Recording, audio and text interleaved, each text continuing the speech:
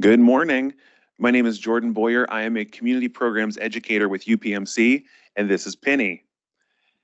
I am one of the many people that helps to coordinate this event. Thank you for joining us for the 2024 Children's Health Fair for Dauphin County. Just a few reminders today.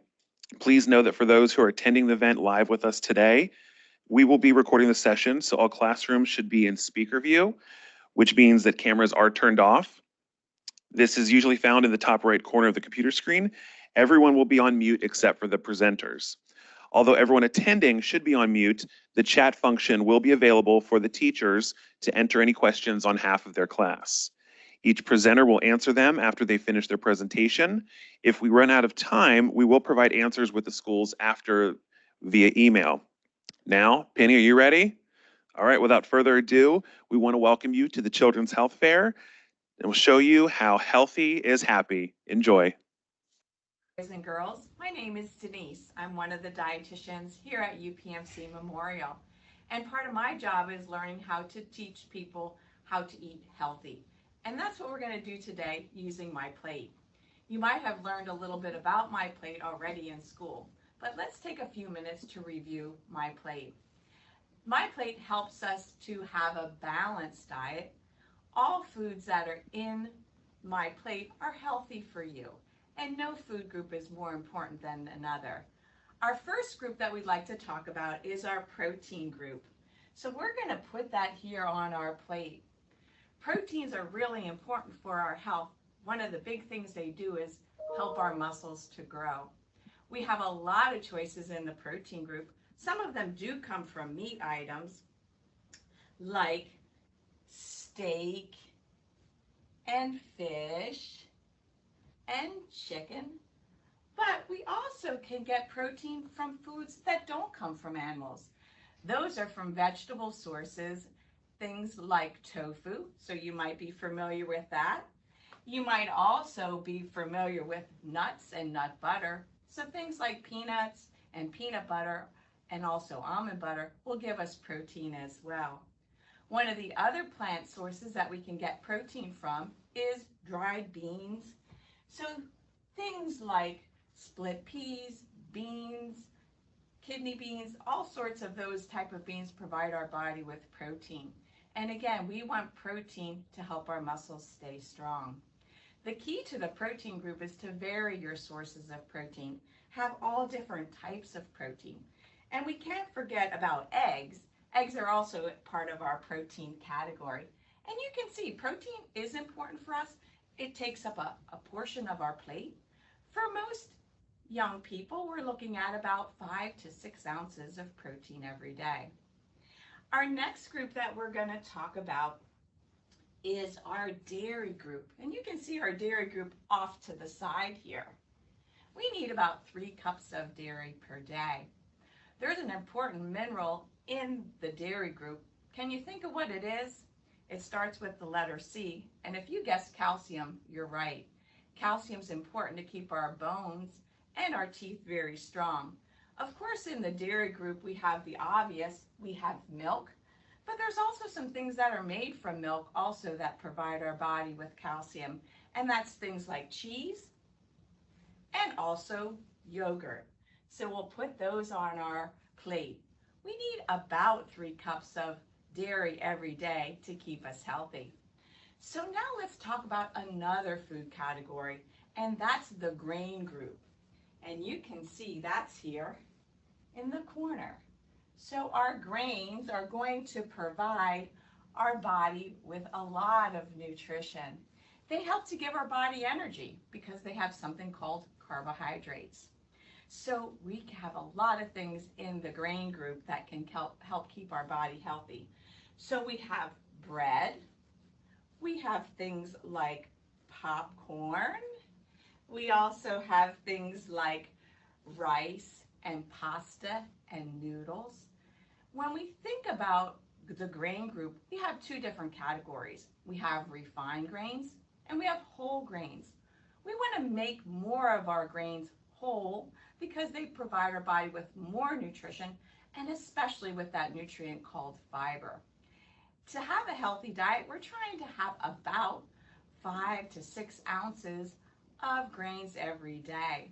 And a serving of grain would be a slice of bread, a half of a cup of pasta or rice, or about a cup of breakfast cereal. So we have a good portion of our plate covered, but there's still more to go. We're going to talk about a really important group called the vegetable group. So when we're looking at our vegetables, we're going to see there's a lot of choices in our vegetable category. Our vegetable category gives us a lot of vitamins and minerals. One of our key vitamins that are in our vegetables are really important to help us to have good vision. So things that are in the vegetable category are carrots. We also have things like tomatoes. We also have things like green beans. We have celery. We have broccoli. We have cauliflower. We have radishes, all different types of peppers. So you can see we have a lot of things in the vegetable category. Our goal for vegetables are to have about 2.5 cups of vegetables every day. So think back to yesterday. How many servings of vegetables did you have? Our last group on the food guide pyramid is the fruit category. So the fruit category is up here at the top of our pyramid. We have a lot of different fruits as well, and they're very colorful, just like our vegetable category. So we have things like apples, we have things like watermelon, we have peaches, we have plums, we have pineapples, we have bananas. And even though we can get juice from our fruits, we really encourage to have more whole fruits than juice to help keep our body healthy. One of the things that you'll notice about the fruit and vegetable group is all the colors. One of the key things that we want to remember when we eat things from the fruits and the vegetable category is to have a rainbow of colors. So look for things that are red, like apples and bell pepper. Look for things that are orange, like oranges and carrots, and things that are yellow and white and purple. So the more colorful your fruit and vegetable choices, the more nutrition you're going to get. So when we talk about putting things together, let's actually get a plate. So you can see I do have a plate with all of our different food categories. I have some milk from the milk group. I have an apple from the fruit group.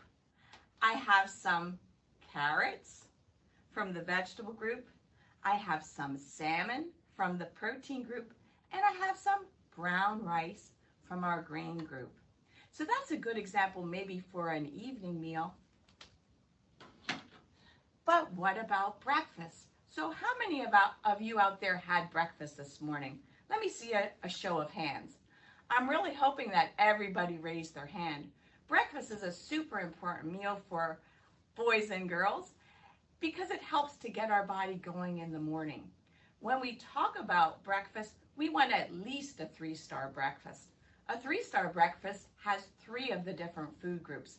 So you could have a piece of whole grain toast, a glass of milk, an orange. That's at least 3 food groups, but we could even get a little bit more food groups if we wanted to.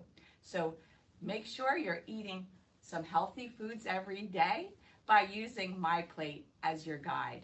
Thank you, and enjoy the rest of the fair. Just a reminder, if teachers have any questions, please put them in the chat. Hi, everyone. My name is Jamie, and I'm the office manager with the UPMC Center for Addiction Recovery.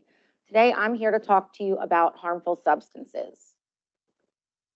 Just to start, the Center for Addiction Recovery is a doctor's office in Harrisburg, and we also have a mobile bus where we go to treat people with addiction to drugs and alcohol. What is addiction, you ask? Addiction is something that a person does and has a hard time not doing something that they like because it makes them feel good. And just to note, addiction can affect anybody. It can affect a mom, dad, teacher, doctor, airplane pilot, any type of profession or person can be affected by an addiction, but you also have to remember that it does not make you a bad person.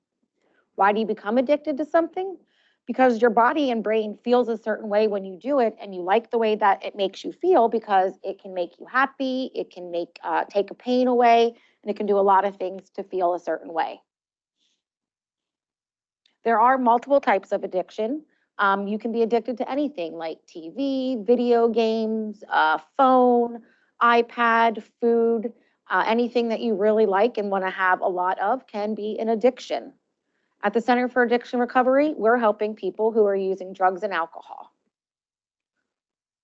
What exactly are drugs and alcohol? They can be defined as something good or bad. A good drug can be a medicine that is given to you by a doctor, parents, guardians, a family member, or someone that you know to help you with with a sickness or an illness. Bad drugs are legal things that people use for them that are not good for their body. And alcohol is a drink that is for adults that are only 21 years and older. Some information about drugs. Why were they invented? Initially, they were invented to help people who had illnesses or sicknesses. Then people took drugs who did not need them because of how it made them feel, and it changed to add things to make them bad for you, and then they became illegal. What are drugs made of?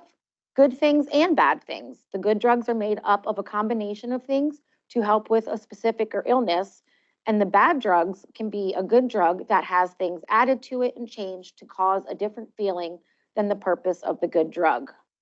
Can some drugs be liquid? Yes, a good drug such as allergy medication, cough medication, or antibiotics can be a liquid good drug for you. And there are multiple ways that a person can use drugs. They can use them by smoking them, swallowing them, inhaling them through your nose, which is also known as snorting, or injecting them. How can you tell if a drug is bad? Well, one of the ways is someone that gives it to you is not a person that you know. The person will also not tell you where they got it from or why you should be taking it. Another way is if you're at the pharmacy, you can look for medications there. And if the box or package that you are buying has already been opened or looks like it's been opened, it could be bad because someone might have tried to add something to it.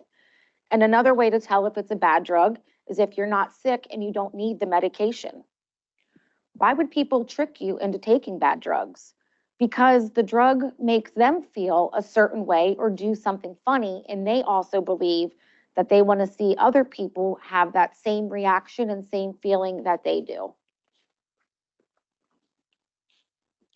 Why drugs and alcohol are bad for you? There's multiple reasons. They can make you sick, they can make your body hurt, they can make you do bad things, they can make you hurt people, they can make you sad, and they could even kill you depending, if you don't know what it is. How do I know a drug is safe? You're not always going to know if it's safe, but again, there's ways to tell. If you get it from an adult that you trust, you are sick and you know that the medication is needed to make you feel better, a doctor prescribes it to you, you take the amount that the doctor tells you to take, and you get it from a pharmacy. Are drugs and medicine the same thing? They can be. Medications prescribed by doctors may also be called drugs, and you can get them from a pharmacy. And sometimes people call a pharmacy a drugstore, just like CVS or Rite Aid. Drugs can look fun. Sometimes they can look like vitamins, they can look like lollipops, they can look like sweet tarts and candy. So it's always safe to ask somebody if you're not sure what you're taking, if it is something safe to take, because they can present in different fun looking shapes like this. What do you do if someone offers me drugs or alcohol? The easiest thing is to say no, walk away. You can tell the person what the dangers of drugs and alcohol are, and you can also tell your parents or a trusted adult. When telling your parents or a trusted adult, if you don't know the person, try to remember as many details as possible about them, what they looked like, sounded, what they were wearing, were they in a car? Because you can share this information with your parents or a trusted adult and then contact the appropriate personnel to see about looking for this person. How can you help? Talk with your parents, a guardian, family member, and a loved one, and sign the family agreement form. Knowing the risks of drug and alcohol and being open and honest with your parents or a trusted adult. These are also some resources available, books that you can read that tell you about drugs or alcohol and how to get information if you have a loved one that is also dealing with an addiction. Thank you. So we do have a question in the chat. How do drugs affect your body and lungs? Drugs can affect your body and lungs in multiple different ways. It can make your body shut down. It can cause your lungs to stop producing in the way that they should and prevent the air from coming in and helping you breathe and causing respiratory distress and not being able to have the oxygen to breathe. It can also do things to your body and brain. It can make you fall and get hurt. It can make your brain forget certain things or cause confusion or make you paranoid, thinking something is happening to you or a loved one. So there's multiple ways that they can affect your body and lungs. Next up is Learning Station 3. Healthy is helping understand hospital tests. Good morning, everybody. My name is Cheryl, and I work here at Harrisburg Hospital in a department called imaging, or sometimes you'll hear it called X-ray or radiology. And I brought my friend, Mr. Bones, here because whether you know it or not, we have all of these bones underneath our skin. When you're born, we have over 300, but by the time you're an adult like me, we have 206 because some of them grow together. Now, whether you have ever done this or not, some of us unfortunately fall down and break our bones. Okay, as you see here, Mr. Bones has a little sling on here because he hurt his arm. So I want to talk to you about how easy hospital tests are, because even though you're really scared and it's probably going to hurt when you fall down, or where you're wrestling with your siblings sometimes and you get hurt, mom or dad or grandma or grandpa might bring you to the emergency room, or they might bring you to a doctor's office, and you're going to need an X-ray, which is what I do. So you come in and see me. Now, just a little hint here. I know probably all of you recognize what one of these is. Okay, it's an iPhone, and there's a camera right up here. So obviously when you get your picture taken, you know it doesn't hurt. You know, sometimes they tell you to smile. Well, you can smile for me, but that doesn't really matter. But I'm going to need you to hold really, really still, just like when you have your picture taken. So when you come to see me, you're going to come into a big room, and I'm going to use something called radiation. Now, that's a really big word. Radiation is not anything that you can see or hear or taste or smell. In fact, if it was really sunny outside today and you were outside, radiation is in the sky. It's coming from the sun. So I have machines that actually put out radiation, and that's what images the bones. A long time ago, it used to take over 10 minutes just to get an X-ray of your hand. And now, quicker than that, I just snap my fingers, I would be able to actually image your bones with my test. So when you come into my room, and let's say you fell down and maybe you broke your hand here, okay? Or like Mr. Bones' wrist here was really sore. You're going to come into my room, and I'm going to have you usually sit on a stool and lay your hand or your wrist right up on the table. And I have a big camera, much, much, much bigger than this. But I have a really big camera, and I have a light on it that's going to shine down and show me where I'm taking the picture. Now, before I take the picture, I'm going to lay something called a lead apron. It's kind of a big rectangular item that's heavy. If you've ever been to the dentist's office, they've laid that on you because they want to see basically where your teeth are X-rays, and they are X-raying those so they can make sure you have any cavities, but they lay that over because the one thing about radiation is you really don't want any radiation to parts of your body that it's not supposed to be. So again, when you're walking outside, it's okay. But if I take your picture, we like to be sure I protect other body parts if I'm X-raying just your hand. So when you lay it there, I'm going to lay that heavy apron over you, and I'm going to step out of the room. Now, why do I leave the room? You think, shouldn't I stay right beside you? Well, with my X-rays, I shouldn't be around X-rays either or radiation. So I'm going to step away just for a minute while I take a quick picture. And as I told you already, it's literally milliseconds that you're holding still, because guess what happens? If you're moving around like crazy and mom's taking your picture, what happens? If you're like crazy, it's going to be blurry, right? So same thing. I need you to hold very, very still. You will feel nothing. It doesn't hurt. I just need you to hold still for that brief second. And the X-rays then will show whether or not maybe you have a break. okay? So my tests, again, are super, super simple. And I just want to show you a few kind of really weird pictures here. But just to show you, again, if you're looking at Mr. Bones, his head, obviously his ribs and chest and his arms and legs. And here's an example of what an x-ray looks like of our skulls, okay? So sometimes when you fall down and hurt your head, we wanted to do an x-ray of your skull. This one is kind of obvious because it looks like a hand, right? But that white thing moving right through there, that's not supposed to be there. That's somebody that was using something called a nail gun that they ended up shooting through their hand. So they'd be able to take that out and the person would be okay. And over here is actually an entire actual x-ray of somebody's head all the way down to their legs. So we can x-ray lots of types of things, again, in your body when you come in, and maybe you have a really bad cough. We'll take some pictures of your x-ray, we'll take some x-rays of your chest. We'll have you hold your breath and then let it out. But the biggest thing I want you to take away from this is how friendly this guy looks, okay? And bottom line, anybody that you encounter taking pictures like this, they're going to be super nice people that we're not going to hurt you. Again, all we need you to do is just hold really, really still. And even if you're crying, that's okay. But we'll just try to keep you calm and make sure you understand that I just need to take some pictures. So I want you to think about it just like this, okay? Hold really still. Again, give us a smile if you can, but know my camera's going to be extra big. But other than that, it's super simple. Thank you. Next is Learning Station 4, Healthy is Helping Others.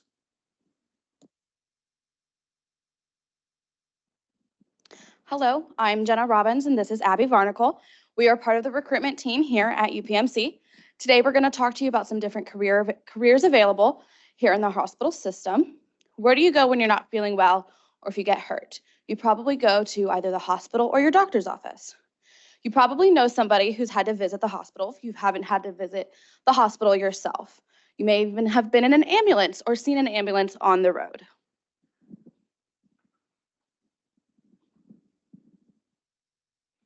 When you go to the hospital on a typical visit, you'll see a mix of people during your visit.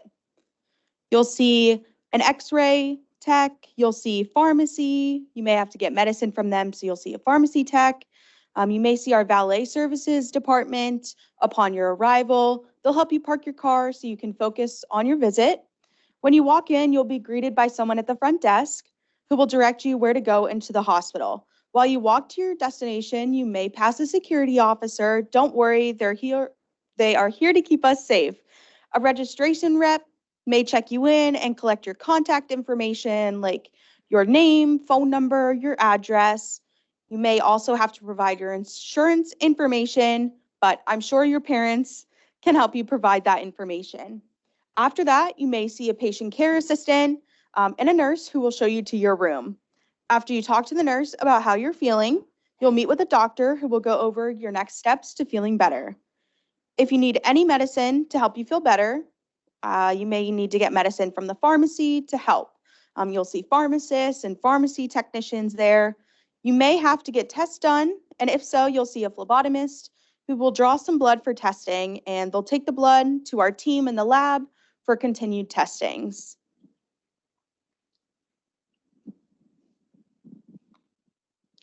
You may need an x-ray or scan to make sure that you don't have any broken bones. An x-ray tech will help with that. While you're at the hospital, you may also notice that there's housekeepers keeping the area clean for our patients. You may also need a meal if you're staying there, if you're hungry, and our food service team will be able to help deliver some food right to you. Most of you have probably seen an ambulance in action if you're driving in the car with your parents. I've seen them respond to car accidents and other emergencies. So our EMTs and paramedics operate these vehicles that are specifically designed to care for patients between where the accident occurred and safely get to them to the hospital for care from our doctors and nurses. To keep our ambulance running safely for our patients, we make sure the auto mechanics are doing regular checkups on them, just like when your family vehicle goes in for maintenance in an auto shop.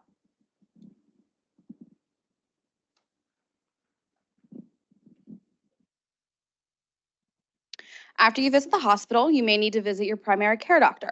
There you might see a medical assistant who will take your vital statistics like your height, weight, and blood pressure. They'll relay this information to the nurse or physician who will check on you to make sure that you feel better. Our hospital has lots of career options, and we hope you enjoyed learning about some of them. Our next learning station is Station 5. Healthy is finding help when you need it. Hi, boys and girls. So the last two ladies talked a lot about the ambulance and 911. So I'm going to talk about what an emergency is. Does anybody, an emergency is when there's someone's really hurt. Like if you call to that person, they don't answer you. If they're staring out into space, they might be having some kind of problem. If they're unconscious, meaning they look like they're asleep and you can't wake them up, that's an emergency. To tell whether they're breathing or not, because that'll be one of the questions that when you call the special number that they're going to ask you, are they breathing? You can watch their chest rise and fall.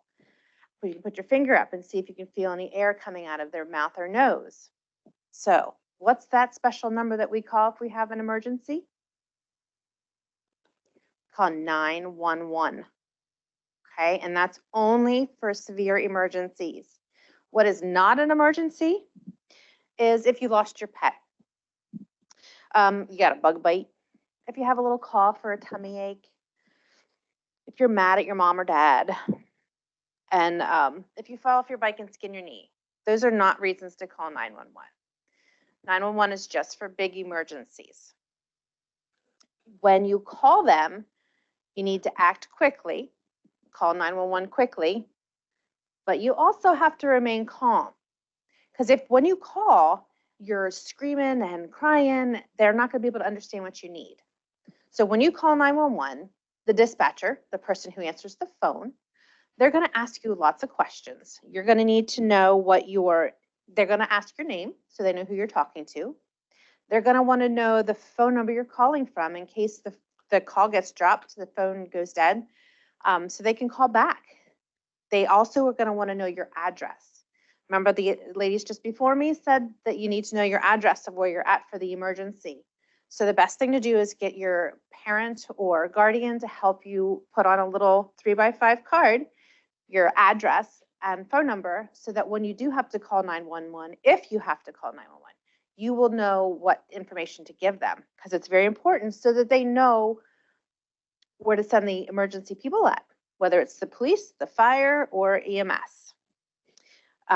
They're also going to ask you what the emergency is. Why are you calling 911? So it's important for you to stay calm and tell them what you need. Tell them what the emergency is so they know whether to send the police, the fire department, or the EMS. And also your phone number. Did I say that? Phone number. Okay. It's very important for this information and for you to stay calm. So if they do send the ambulance, Jordan, I'm going to have my partner here. They might ask you, if you can breathe. If they see that you're having trouble breathing, they're going to listen to your lungs, and then they might put you on some oxygen. I'm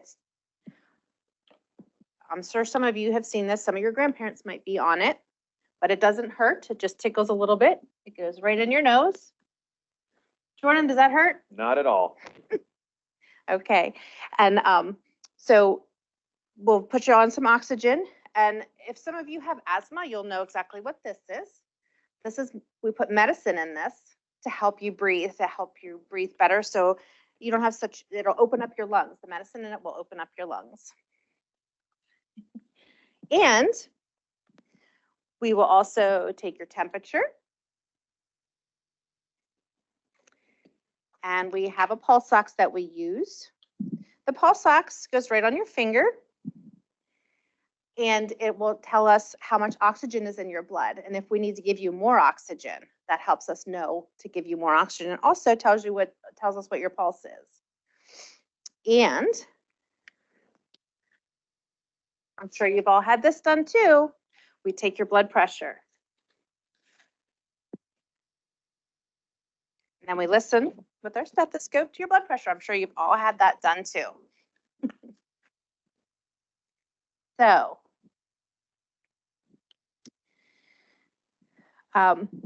there's nothing to be afraid of in the ambulance. They're just there to help you, and your ride in, they're just going to want to talk to you and just give you some basic medicine to help you feel well, okay? There's nothing to be scared of. You can ask any questions. So, in wrap up, what is the number we're going to call in case there's an emergency, a true emergency? 911. And how are we going to act? We're going to act quickly, and we're going to act calmly so that everyone can know what the emergency is and who they need to send. Thanks, everybody, for your attention. Up next is Learning Station 6, Healthy is a Cavity-Free Smile. Healthy is having a cavity-free smile. So today, we'll talk teeth. Good. Yes, please. Thank you. I'm back. So today we're going to talk teeth. A couple of facts I wanted to share with you. Enamel is stronger than bone. So that's a pretty cool fact. And enamel is the outer layer of your teeth. Cavities are also contagious. So whenever you exchange saliva, you're exchanging the bacteria for cavities. Ancient cultures used tree bark to clean their teeth. It's true, and I've tried it, and it does remove plaque buildup from your teeth. And sharks are pretty cool animals. They typically lose at least one tooth per week, but don't worry, a new one will appear within a day or two. That's something that does not happen with our teeth. So it is very important that we take good care of our teeth. And part of that is controlling the amount of plaque that we have in our mouths. So what is plaque and what causes plaque? Plaque forms on our teeth. It's a bacteria that we have in our mouth that releases acid that develops the plaque or helps to form the plaque on our teeth. And that happens when we're drinking milk or juice, any kind of soft drink or bread, pasta, and fruit, anything that contains sugar or that is a fermentable carbohydrate. These bacteria release acid that break down the carbohydrates, and the combination of the carbs and the acid producing this bacteria and with it mixes up into something sticky, and you'll feel it on your teeth. That's plaque. They feel fuzzy, and that is the number one sign that you have plaque on your teeth. So it requires that we control that amount of plaque. Why brush and floss? Well, the truth is, like I said, we have to control the amount of bacteria in our mouth by controlling the amount of plaque. So that requires that we brush and floss regularly. In order for us to prevent cavities and gum disease, we have to brush and floss. And we need a healthy mouth to have a healthy body, along with a healthy diet. So remember, eating those carbs and that sugar frequently throughout the day, we're feeding the bacteria in our mouth and we're developing plaque. If we don't brush and we don't floss, what happens is our gums get affected, they become unhealthy, and also our teeth start to break down. The bacteria and the acid that it releases onto our teeth will cause cavities if we're not brushing and flossing. So I thought it would be really cool to kind of give you a visual, sort of like a little science experiment about how bacteria reacts to sugar. So here I have some yeast, right? I have some warm water, and I poured this yeast and water together before I got here, hoping that it would kind of kickstart the reaction. Nothing's happened, but let's see. I'm going to add some warm water, all right? I'm going to mix it in here, and then I'm going to add sugar to this yeast, because what happens is the yeast is supposed to react to the sugar in the same way that the bacteria in our mouth reacts to the sugar. We feed off of it. It feeds off of what we eat, and it starts to multiply and reproduce, and that's how plaque is formed. So what was supposed to happen here, maybe I'll add a little more sugar, let's see, is the yeast is feeding off of this sugar. So I added a little extra, and you mix it in, and it's supposed to start to rise, is how it works. Well, in our mouths is how our bacteria reacts to sugar and carbohydrates. Once again, this year, my experiment was not successful, but to those science teachers, please try this experiment in your classroom with your students to kind of demonstrate how plaque forms on your teeth. So we want to be able to prevent cavities, and preventing cavities is how you have a healthy smile. So we want to make healthy choices, reducing the amount and frequency of the sugar drinks and foods, those carbohydrates that I mentioned, soda and pop. Fruit juice, even if it's 100% natural, contains sugar. It will still have that same effect on your teeth, and the bacteria will feed off of it. Sticky foods like fruit snacks, stay there and feed the bacteria all day. They get stuck in the grooves of your teeth. Candies, chocolate, all contain a lot of sugar. So let's stick with healthy habits here. We definitely want to be brushing every morning and every night for 2 full minutes using those circles. Make sure you're flossing every night before bed. That takes the plaque out from in between. It helps your gums stay healthy. You want to drink water after you eat, meals or a snack. That helps to get your mouth back to a normal state after exposing your teeth and your mouth to the sugar and carbs. And for our athletes, I want to say, wear a mouth guard. It does help to protect your teeth and prevent you from getting a concussion. It does absorb some of those forces if you were to get hit in the mouth. So let's make healthy choices. Let's be happy and share smiles. Thank you very much for your time. Okay, we have a question in the chat. How do sharks have white teeth? I wish I knew the answer to that. Honestly, I'm not sure why their teeth are so white, but I would imagine they don't have the same diets that we have that contribute to staining of our teeth, first and foremost, but also maybe just their diets and how they eat the foods. It kind of takes off some of that stuff. So they don't have the same bacteria in their mouth that we have. So that could be another reason why. All right. Hopefully you all learned something new so far, and there's still more to come. But first, let's give your brain a little bit of a break. So Penny, will you help me do a little bit of exercise and kind of get our bodies moving to take a little break from our brain? All right, perfect. Let's try some stretching first. Penny, can you try to touch your toes?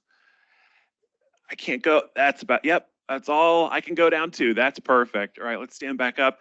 Can you reach up as high as you possibly can? There you go. Oh, yeah, feel that stretch? How about stretching this way?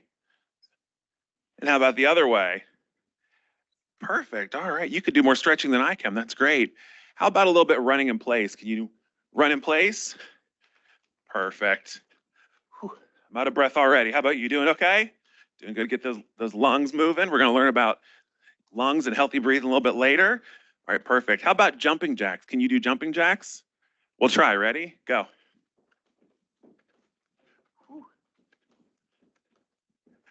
That's good. Perfect. All right. Oh, you still go. Oh, thought you were still going. Okay. Showing me up. How about some head rolls? Can you roll this way? And then roll this way? And then how about let's do just one more big stretch up and down as low as you can go. And back up. Perfect. You feel better? Feel good? Brain feels good? All right. So let's continue with the health fair. Next is Learning Station 7. Healthy is breathing clean air. Hello, friends. My name is Nurse Shannon. Welcome to the, wait a minute. If no one told you what the name of the session is yet, they may have already, but let's just have some fun anyway. It's okay to use your outside voices when I ask questions because I think that will help you to hold on to some of this information, okay? So I want everybody to take a nice, big, deep breath with me. Ready? On the count of 3. 1, 2, 3. Now let it out. Big, deep breath in. And let it out. Tell me, what organ inside your body do you think you're using right this minute? Okay, outside voices, your teachers won't be mad. You got it, your lungs. And as you see going on right behind me, it's a set of lungs inside, and that's how they look on the inside of you. So I actually have a cute little diagram here. What does this look like? Yes, it looks like a tree, but not any ordinary tree.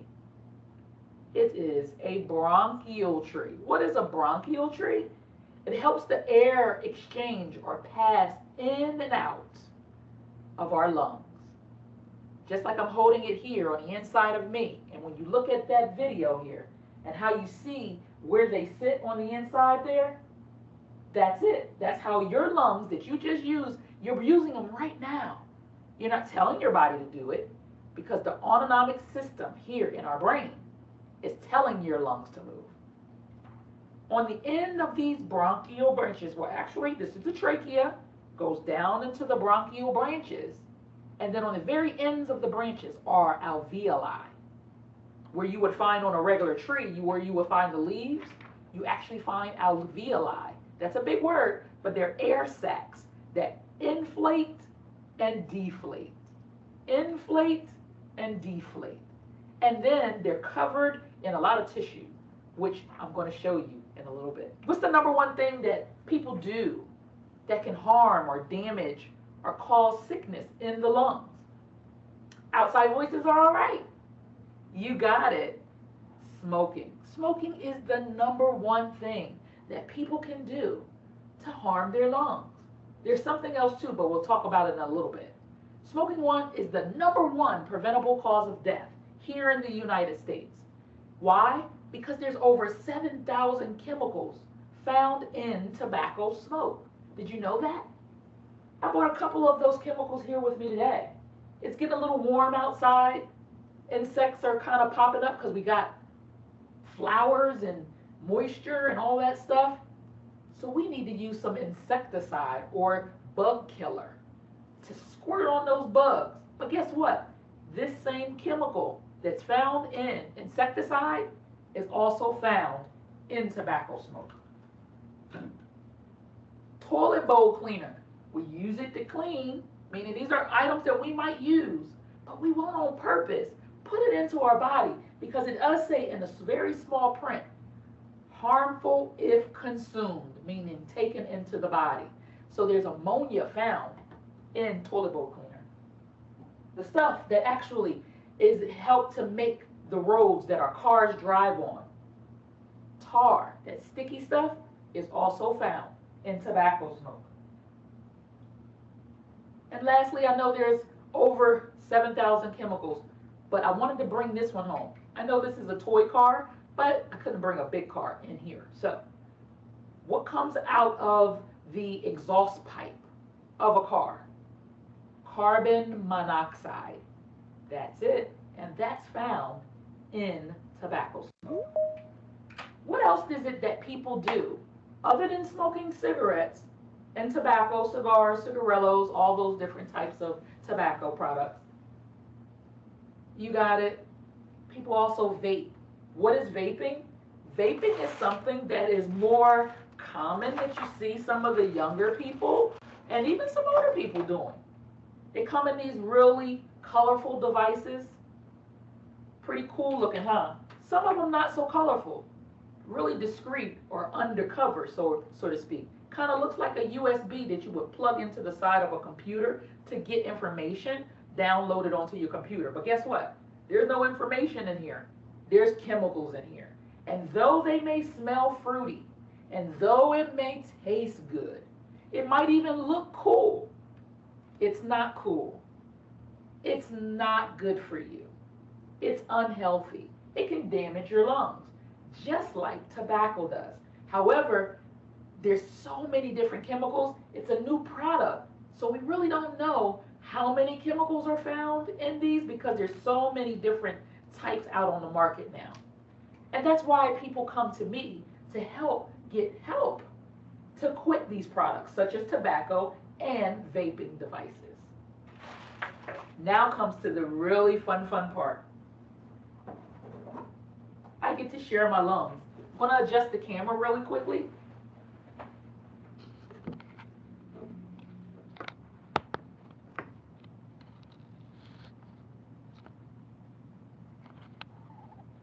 There we we go. I want you to get a nice, good view of what I'm getting ready to show you here.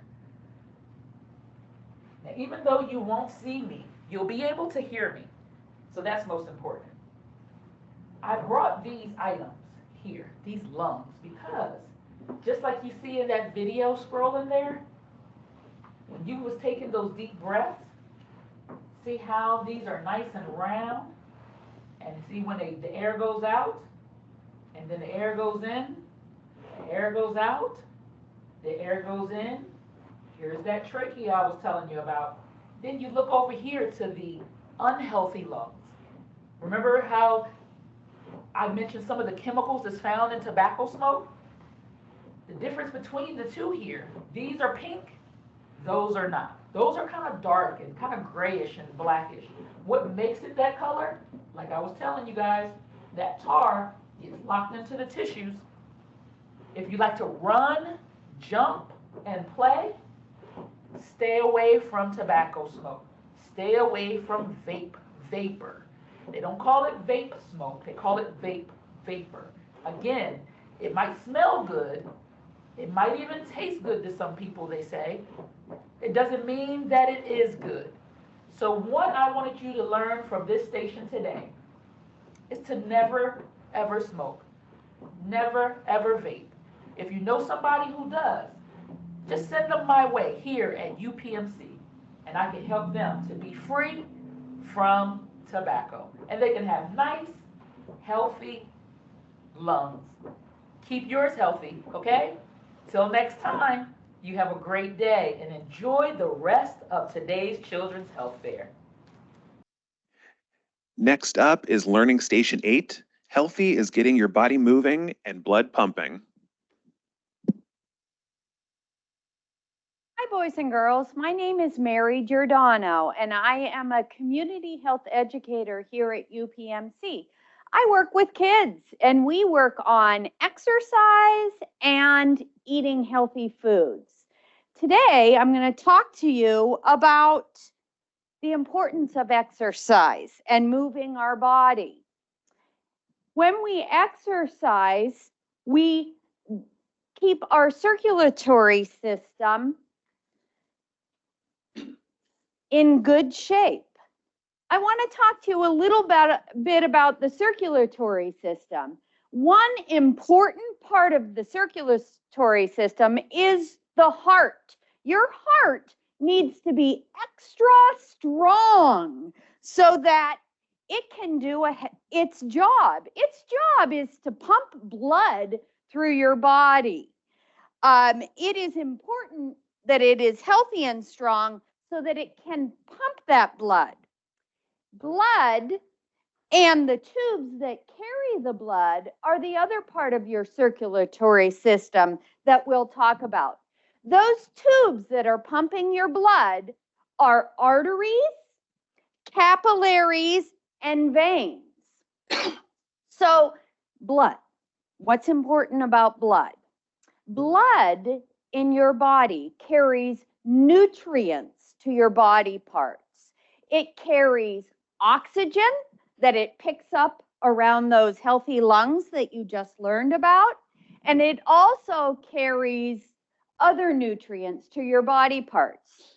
So having a healthy heart that can pump that blood through your body is super important because blood needs to get to your fingertips and your toes, your arms and your legs, and very, very importantly, blood needs to get up to your brain, and your heart is pumping that blood up to your brain. That blood is carrying oxygen to your brain, and that oxygen is keeping your brain healthy and alive. We need our brain. We need our brain for a whole bunch of things, like school. So I want to talk to you just a minute about blood. I have a very interesting jug right here to show you. This jug is a gallon jug, and this is not blood in my jug. This is actually just colored water. But I wanted you to see this because it is 0.7 parts of a gallon. Okay, this is how much blood you have in your body. Your body, your heart has to pump this blood around your body all day, every day. It has to pump the blood over to your lungs to pick up oxygen and then pump that around your body. So we need to keep our heart healthy so that it can do that job. The way that we do that is through exercise. So exercise, what does it do for us? I've already said that it keeps your heart healthy. It also keeps your lungs healthy, which you just learned about those healthy lungs. Other things that exercise does for you, it builds strong muscles and bones. It improves your attention and your memory. Where is that important? You're sitting in school right now. Isn't it a good idea to have good attention and good memory through your schoolwork? Exercise will help you with that. It also reduces symptoms of anxiety and depression. Some of us know a lot about that. Exercise helps with that. It will help improve your sleep quality. It helps you control your weight. Exercise also reduces the risk of developing chronic diseases, including unhealthy heart diseases. It also boosts your immune system, and that means that it helps you keep from getting colds and flus and things like that. Exercise also, interestingly enough, increases your lifespan. It helps you live to be very old, men and women. So, how much exercise should we have each day? Does anyone know that? You should get a total of 60 minutes of exercise every single day. And exercise should be fun. Where are you getting 60 minutes? Well, a lot of you get 30 minutes of exercise at recess. When you're at recess, make sure you're running around and you're moving, because if you're sitting still, you're not exercising. You should also spend some time exercising at home, doing things that are fun. So what could exercise be? Exercise might be walking with friends.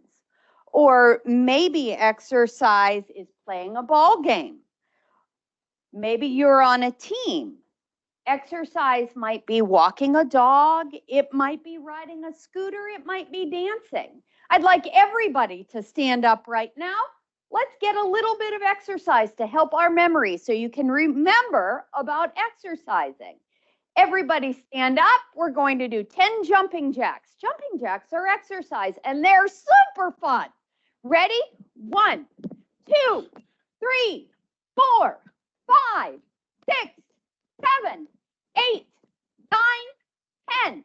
All right, everybody put your arms out. We're going to do toe touches. We'll do 10 of those. They're exercise too, and they're super fun. Ready? 1, 2, 3, 4, 5, 6, 7, 8, 9, 10. So make sure that you're exercising at recess, because it's helping your memory and it's helping you learn at school. Make sure you're getting more exercise at home, because you want 60 minutes of moderate to vigorous exercise every day. Thanks for listening. If you have any questions, I'd love to answer them. Our next station, Learning Station 9, Healthy is Having a Mindful Body. Hi, everybody. My name is Dr. Marianne Sutton, and I'm a psychologist with the UPMC Pinnacle Health Psychological Associates. Today, I'm here to talk to you about healthy being having a mindful body. So I'm not sure if this happens to you, but I think this happens to most people. a lot of times we tend to have really busy minds. And it could be we're sitting in class and we're thinking about, what am I going to have for lunch today? What am I doing after school? And we're not always focused on what's happening right now. But by practicing mindfulness, we can guide ourselves back to what's happening right now, and we can refocus ourselves. And sometimes our minds are almost, we can think of them like puppies kind of wandering off. And we just want to be gentle with our minds, like we would be gentle with a puppy and guide it right back to where we're supposed to be. Okay, so mindfulness can help us practice that. And there are 3 things that we really get out of mindfulness that are awesome things. So it helps with our focus, it improves our attention, and it can help us to stay calm when we're feeling stressed.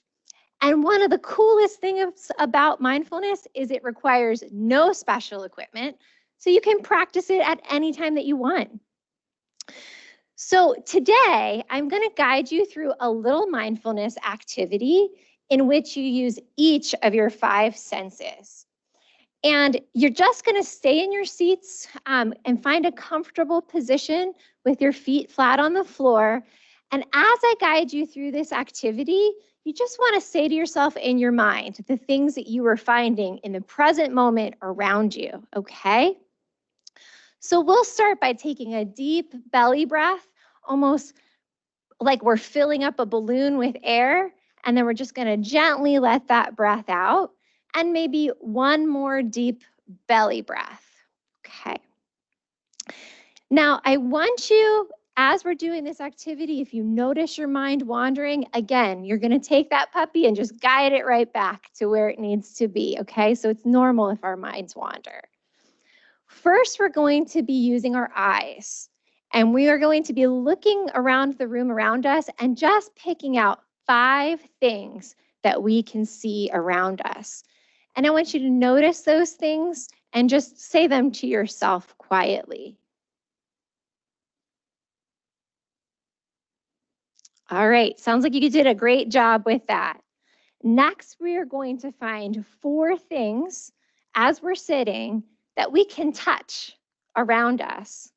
So it could be our desk, it could be the ground underneath our feet. But I just want you to find 4 things that you can touch right now.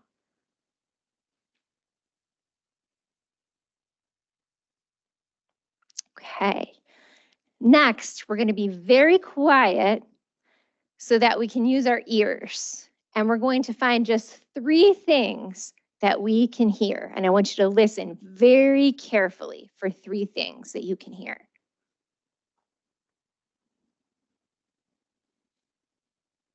Okay, I hope you were able to find those. And again, if your mind starts to wander as we're doing this, just gently bring it back, okay? And now we're going to see if we can find 2 things that we can smell. Could be soap on our hands, could be some smell that we have in the classroom, but just notice if you can find 2 things that you can smell. Okay. And finally, we're just going to acknowledge 1 thing that we can taste. So perhaps it's something we had for breakfast, our toothpaste, but just see if you can find 1 thing that you can taste. Now, I want you to just notice a little bit about how your body feels after we completed this. So, do you notice that you feel any calmer? Did your mind wander? If it wandered, that's okay. Remember, it's just a puppy. You just got to bring it back to where it needs to be. Do you notice that you feel more relaxed? Or do you maybe feel more focused? All right. So thank you guys for participating in the mindfulness activity with me, and I'm happy to answer any questions that you might have. So we do have a previous question in the chat from the exercise learning station. Do adults have more blood than children do? So this is Mary again answering that question. Yes, absolutely, adults have more blood than kids do. The jug that I showed you was the amount of blood and that kids your age have. That's about how much blood you have in your body. But as your body gets bigger, it needs more blood to circulate so that it's getting healthy nutrients to your body parts and oxygen to your body parts. So absolutely, adults have more blood than kids. Okay. Okay, we do have another question in the chat. This was for the mindfulness learning station.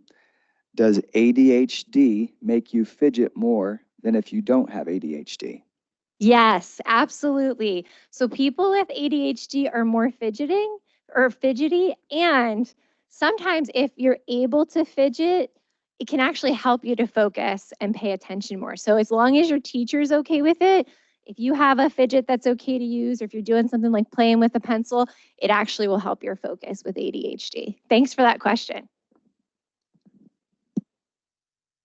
Our final learning station today is Station 10. Healthy is learning about your body. Hello, everyone. My name is Gene. I'm one of the nurses here at the UPMC Harrisburg Hospital.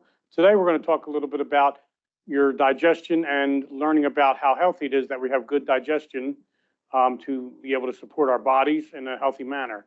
The concept of digestion basically means we eat the food and the food is then taken into our body. Can anyone tell me, Penny, do you know where digestion starts in your body? In your mouth? Yes, you're right. It starts in your mouth. And what happens then is, and you'll be my volunteer for this, it starts in the mouth with the food being chewed up real well after you take the food into your mouth. Here's the food being chewed up real well by Penny with our lips here, chew, chew, chew in the food. So he's going to chew the food, and then the food will go down through a tube in your throat here, which is called the esophagus. That's where the food goes down into your belly, and that's also, some people call that the food tube. Food goes down the esophagus into your stomach, which then takes the food and grinds it up real good. It's going to take all that solid food that we've eaten, mix it up with some stomach acid, grind it up real good, and then take it down into the next part of the digestive system. Everyone here who's had breakfast earlier today, I'm sure you're digesting your food right now. Did you have breakfast today, Penny? Good. So the food then goes into the next part of the digestive system. But look how long this is, and it's all inside my body. See how long this digestion system is? It goes all the way across the room, doesn't it, Penny? That's what happens when you're looking at a digestive system of a regular size adult. With the children, it might be a little smaller. However, it does all have the same parts. Digestive system has this part here, which is a smaller tube. It's called the small intestine. And then we have the large intestine, which is down here at the end. One of the parts of the digestive system, as you can see sticking off here, is one of the things that we take care of in the hospital. Sometimes people come in with real bad belly pain. Down on the right-hand side, yes. They might also have nausea and vomiting. Some people might know in their family members, people that have had this taken out in the hospital. They might come to the emergency department and they wind up with these symptoms, and this part of the digestive system can be removed. You know what it's called? No? Okay. Well, what it's called is the appendix. So some people might know relatives or friends that have had their appendix removed. They would come into the hospital, and this little part here can be taken off and taken away and take the pain away and all the infection that it might cause as well, because we really don't need that in our body. Digestion here starts all the way up here at the mouth, but then goes all the way down through. Why do we need digestion, Penny? Can you tell me? Right, so it can be running around with energy, and the thing that the digestion gives us in our body for the energy is called, you know? No? It's called nutrients. We get the nutrients that we need in our body from the digestive system because it's all absorbed along here in the small and large intestine, as well as in the stomach down there as well. That's where it gets all ground up. We're going to show you a little bit of a picture here too for the digestive system, so we can see a little better representation of that as well. This representation is nice because it shows you how long it is and how big the digestive system is. This here part, though, we're going to show you again. Where's the esophagus, Penny? Right there. There you go. The esophagus brings the food down from the mouth into the stomach. There's the stomach there. It looks pretty much like the one we saw there. Grinding up all the food here. Then it's going to take it down into the small intestine, large intestine. Other parts of the digestive system, though, are your liver and your pancreas. The liver is back here. That's a big part of the filtering of your food and your wastes. And then the other part is the pancreas, which sort of hides back behind the liver as well. The pancreas and the liver help to take the impurities out of your food and then get digesting that and taking care of it. They also then are the energy places where the food and the nutrients come into to give us energy for our body. Why do we need energy? Because we want to run around and play. That's right. That's what's going to happen when you have really good digestive system here and you really take your food in real well. The digestive system that you guys have, again, you need to make sure you have all your nutrients and drinking enough water, taking enough food in throughout the day, so that when you go out to recess, like was mentioned earlier for your exercise, you'll have all the energy that you need to be running around. Plus, food makes us feel happy a lot of times because it takes care of our hunger pain, and then we all feel good and want to run around. Did you eat today, Penny? Good. Well, then we hope that the boys and girls have eaten as well, so that now they can take the information that we've given them regarding the digestive system and know that they can have a lot of energy and a lot of good things that come from the food that they eat. Again, remember, not too much sugar, not too much sweets. You want all of your regular food items that were mentioned earlier as far as your food plate, making sure that you have enough grains and vegetables, as well as your fruits, and also lots of water to help keep your teeth from getting too much plaque on them. Isn't that right, Penny? That's what we've learned today. Happy is being healthy. Thank you, boys and girls. All right. Did you have a good time today, Penny? Did you learn something new? Great. And we hope you learned something too at home. Not at home, actually at school. It would be nice to be home. So if you have any questions that were not answered today, please feel free to email them to us and we will take care of them. And actually, we do have one question right now. Yes, the question in the chat is, how long does it take for you to digest your food? Usually your body will take at least 2 to 4 hours before you might start feeling that you are going to have to go to the bathroom. The digestion goes into the stomach and into the small intestine, so takes at least 2 to 4 hours for that to happen. And you will notice then that you pretty much feel that your appetite should be, pretty much satisfied at that time. Thank you for that. Teachers, also just remember to fill out those post-test questions through the email link, and we will send those again just in case you didn't get them. But on behalf of everyone here at UPMC, thank you for joining us this year for the Children's Health Fair. Thank you, Penny, for being here, and have a great rest of your day.